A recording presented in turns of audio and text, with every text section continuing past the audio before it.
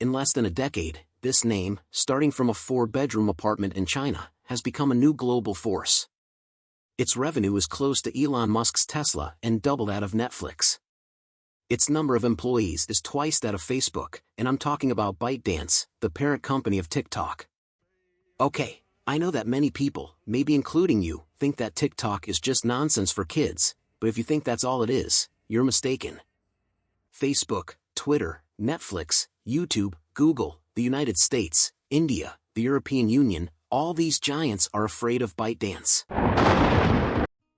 When it was launched in 2012, ByteDance was just a small company, struggling to recruit employees because there were many job opportunities at that time, and labor costs were high.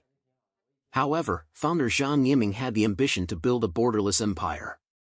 You know, that's something unimaginable because the company is in China, a country that uses its own internet. So how did Zhang Yiming do it? How did he take ByteDance beyond the borders to the world? One day, while sitting on a train, he noticed everyone was scrolling through their phones, realizing that traditional media was no longer the primary source of information. Zhang Yiming came up with an idea to combine artificial intelligence and big data to personalize information for each user. This meant that each person would be suggested content they found most interesting, no longer relying on traditional media.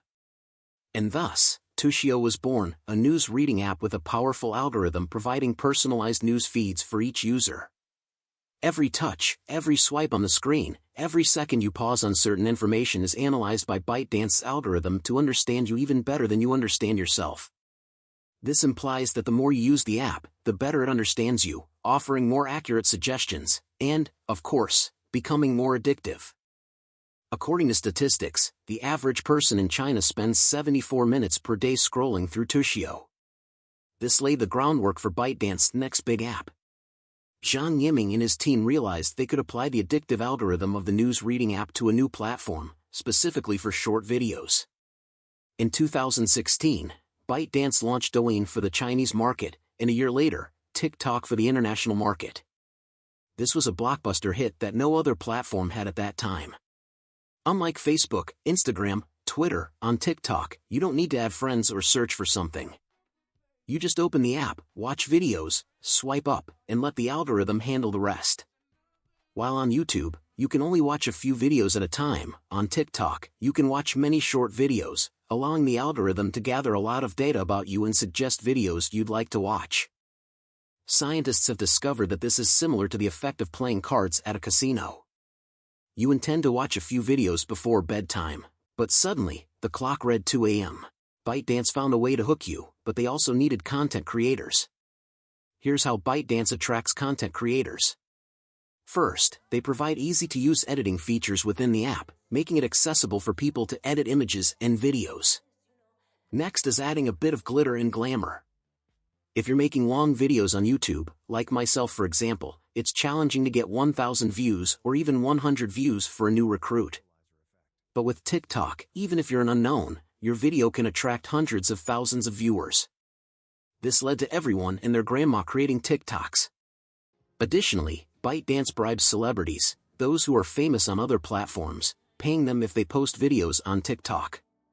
Then, ByteDance manipulates the algorithm to ensure that the content of these stars attracts more viewers, enhancing the overall quality of its platform. Alright, moving on now. TikTok took over the world. Snapchat, Instagram, and WhatsApp, these three are evidence of the ruthlessness of social media giants dominating the scene. All three were once formidable competitors to Facebook. However, Snapchat couldn't bounce back, and Instagram and WhatsApp got swallowed up by Facebook. These tech giants had the chance to crush TikTok, but they didn't, partly because they underestimated a seemingly small rival from China. Secondly, they couldn't anticipate that TikTok's growth was unprecedented, too fast, and too dangerous. By the time the tech giants realized it, TikTok had taken away a lot from them, from employees to content creators. ByteDance also acquired numerous companies, mostly AI companies, to strengthen the power of this monster. However, the most unexpected contributor to TikTok's success was the COVID-19 pandemic. Do you remember that time when everyone was in lockdown, everything became monotonous, and what did you do?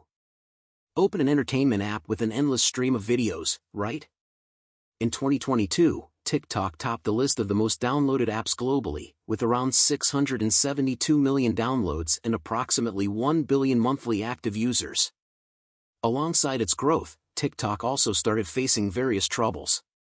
India was perhaps the earliest country to ban TikTok, citing concerns about privacy and security. Overnight, TikTok lost about 200 million users. Subsequently, more countries expressed concerns about TikTok, questioning what data the app is collecting and for what purpose. Many hypotheses were put forward, and the U.S. State Department accused TikTok of directly transferring data to the Chinese Communist Party, claiming that TikTok collects user data, messages, browsing history, and app usage. TikTok always emphasizes that they are not a Chinese company. In fact, ByteDance created TikTok as a completely separate entity from its other subsidiaries. TikTok is not based in China and does not comply with Chinese laws. They also assert that they will never transfer data to the Chinese government. Now, TikTok itself is not available in mainland China. We're headquartered in Los Angeles and in Singapore, and we have 7,000 employees in the US today. While the world is still debating TikTok's data issues, there are more dangerous aspects that often go overlooked. Teenagers, in particular, easily access harmful content continuously due to TikTok's algorithm. Suppose they enjoy watching provocative videos or interesting content. In that case, their brain immediately releases dopamine. However, when users step away from TikTok to do mundane daily tasks, they feel a sense of absence and tend to reach for their phones to scroll through a few more videos. Do you find yourself losing patience when using TikTok?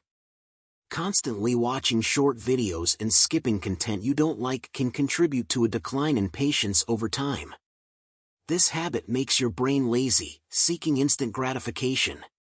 Instead of consuming informative content, users often gravitate towards short, shocking, and entertaining videos.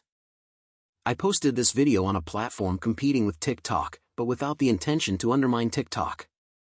In our hectic lives, sometimes all we need is to watch one short video to feel happier and more relaxed.